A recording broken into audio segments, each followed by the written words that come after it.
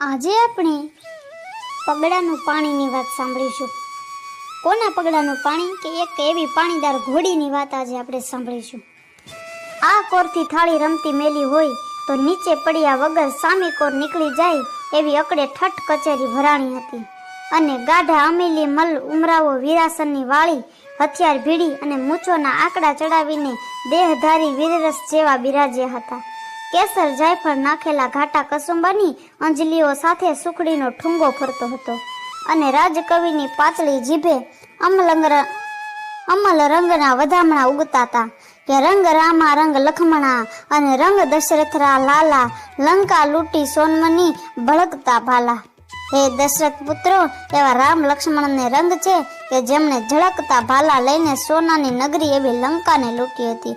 અને ફરી કહેતા કહે છે કે રંગ રામા રંગ લખમણા રંગ દશરથરા બેટા લંકા લૂંટી સોનવની કરકરા ખેટા. એટલે કે રાજા દશરથના પુત્રો એવા રામ લક્ષ્મણને રંગ છે કે જેમણે માત્ર શિકાર રમતા જ સુવર્ણ નગરી એવી લંકાને લૂંટી. વળી કવિની પાતળી જીભ આગળ વધી અને બાપ રંગ તો આવા શૂરવીરોને હોય, પણ આ રેડિયા કસુંબાની તાસીર તો ન્યારી છે હો. અમલ મેં ઉદમાદિયા અને સેણા હદા સેણ તો વીણ ઘડી ન પડે ફીકા લાગે ને.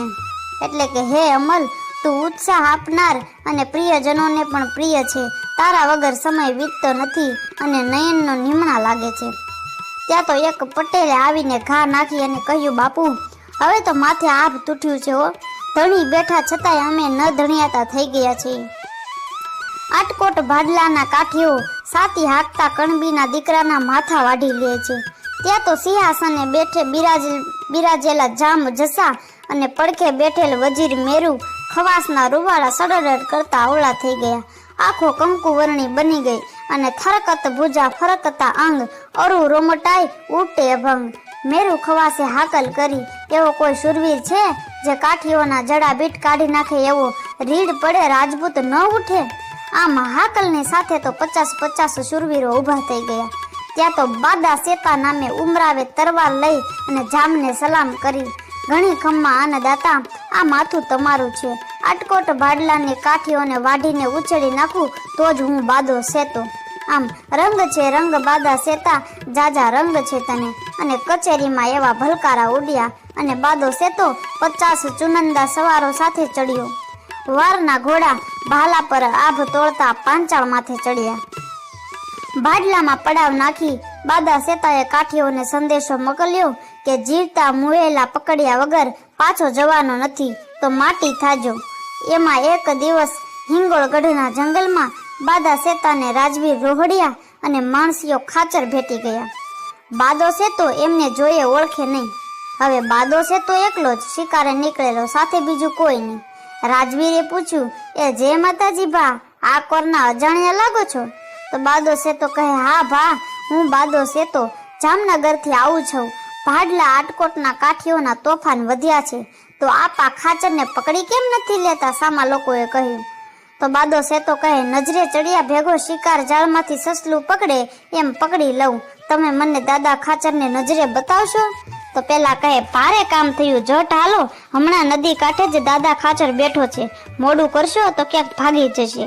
આમ બાદા સેતાને પોતાના ભુજબળ પર વિશ્વાસ છે એટલે તો અજાણ્યા માણસો સાથે ચાલ્યો. ત્રણેયની રાંગમાં પાણીદાર ઘોડીઓ રમતી આવે છે. નદીને કાંઠે દાદા ખાચર કસુંબો લેવા બેઠો છે. ત્યાં ત્રણેય આવ્યા અને એમને જોઈ દાદા ખાચર કહે, આવો આવો રાજવીર ગઢવી આવો. આપા માણસ્યા, આ મહેમાન કોણ છે? આપા, એ બાદો સેતો છે, તમને પકડવા આવ્યો છે. હા બાદા સેતા, આ દાદા ખાચર છે. આમ કરાળ કાળ જેવો એ દાદા ખાચર જોનારની તો છાતીના પાટિયા બેસી જાય. વાત સાંભળતા જ એની આંખોમાં હિંગોળ અંજાઈ ગયો અને હાથ તલવારની મુઠ્ઠી પર જઈ પડ્યો. રાજવીર ગઢવીએ કહ્યું, બાદા સેતા, યુદ્ધ તો સમો વડિયા સાથે હોય. પેલા તું દાદા ખાચર બરોબરીયો છો એ સાબિત કર, પછી એને પકડવાની વાત કરજે.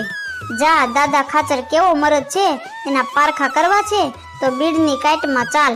આમ બાદા સેતાને સમજાતા વાર ન લાગી કે આ બે પણ દાદા ખાચરના જ સાગરીતો છે.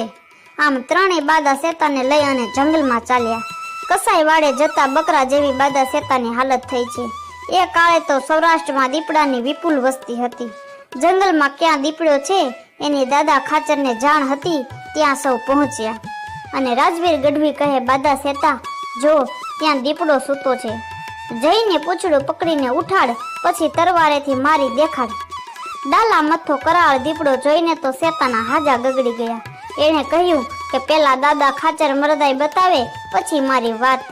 ત્યાં તો જઈને દાદા ખાચરે દીપડાનું પૂંછડું પકડ્યું અને ઉપાડીને મંડ્યો ચક્કર ભમર ફેરવવા. થોડી વાર ફેરવી અને ઝાડના સળ થાતે ભટકાડ્યો અને લથડતા દીપડો ઊભો થાય ત્યાં તો સોય ઝાટકીને તરવારનો એવો ઘા ઝીક્યો કે દીપડાના 2 કટકા થઈ ગયા. પણ આ નાનકડી ધમાલનો લાભ લઈ બાદો સેતો ઘોડીને એડી મારી અને ભાગી છૂટ્યો. એ કૂતરાને પૂરો કરજો, આમ કહેતા દાદા ખાચરે માણસિયા ખાચર અને રાજવીર ગઢવીને બાદા સેતા પાછળ કર્યા. પાંચાળની ધરતીમાં ધૂળની ડમરી ઉડતી આવે છે, પણ બાદા સેતાની પાણીદાર ઘોડી જીવ લઈને ભાગતી જાય છે. રાજવીર ગઢવીની રાંગમાં માણકીની વછેરી છે અને વછેરીની માણકી જામનગરના ફેરામાં એક પગ ખોઈ અને સવારી માટે નકામી થઈ ગઈ હતી. ભાગતા સેતાને છેવટે આંબી લીધો. માણસ્યો ખાચર ભાલો તોડતા કહે, ગઢવી, બાદા સેતાને વીંધી નાખું? આપા, માણસિયા સૂરજનો પોતરો ભાગતાને મારશે. બાપ, તારે તો સેતાની છાતી વીંધવાની હોય, પીઠ નહીં. ત્યાં તો ભાદરનો કાંઠો આવ્યો અને આટકોટના ઝાડવા દેખાણા. સેતાને એમ થયું, હવે આટકોટ આવતા જ ફોજમાં લઈ જઈ આ બેયને મારી પાડવા. અને એણે આડે ધડ ટૂંકો રસ્તો લીધો. પણ જુએ તો પોતે 3 માથોડા ઊંડી પાટને કાંઠે આવી ગયો છે અને કાંઠો પણ 2 માથોડા ઊંચો છે. સામે જ 20 હાથ છેટે બીજો કાંઠો છે. બાદા સેતાએ ઘોડીને કાંઠે દોડાવી અને ઉતરવાનો આરો ગોત્યો. ત્યાં તો રાજવીર ગઢવી અને માણસિયા ખાચરની ઘોડીઓ પણ ભાદરને કાંઠે આવી ગઈ અને ચારેય પગ ભેગા કરી અને બકાક જમ કરતા છલાંગ લગાવી કે સામે કાંઠે જઈ પડી. અને બાદો સેતો ફેરો ખાઈને આવે છે. ત્યાં તો સામેથી જ માણસિયા ખાચરની ચક્કર ફરતી સાંગ છૂટી અને બાદા સેતાની છાતી અને ઘોડીની પીઠ વીંધતી ધરતીમાં ખેંચી ગઈ. રંગ છે આપા માણસિયા તારી શૂરવીરતાને જાજા રંગ છે. દેવ ખરા રંગ તો માણકીના પગડાના પાણીની છે. આમ ભાદર કાંઠો કૂદતા જ રાજવીરની વછેરી માણકીની આંખો નીકળી ગયેલી. પરિણામે તેને ત્યાં જ ગુડી નાખવી પડેલી. હાલ તે સ્થળે વછેરી માણકીની અને બાદા સેતાની ખાંભીઓ છે અને માણકીની અન્ય ખાંભી હિંગોળગઢમાં પણ છે. પડધરી નદીને કાંઠે પણ વછેરીની માં માણકીના ડાબલાની પગની ખાંભી છે. ધન્ય છે આપણી આ ધીંગી ધરાને, જે આવા અનેક જતીઓ સતીઓ સંતો અને શુરાએ જન્મ લીધા છે. આવી જ અવનવી ઇતિહાસોની ઘટના સાંભળવા માટે અમારી ચેનલને લાઈક કરો, શેર કરો અને સબસ્ક્રાઈબ કરો.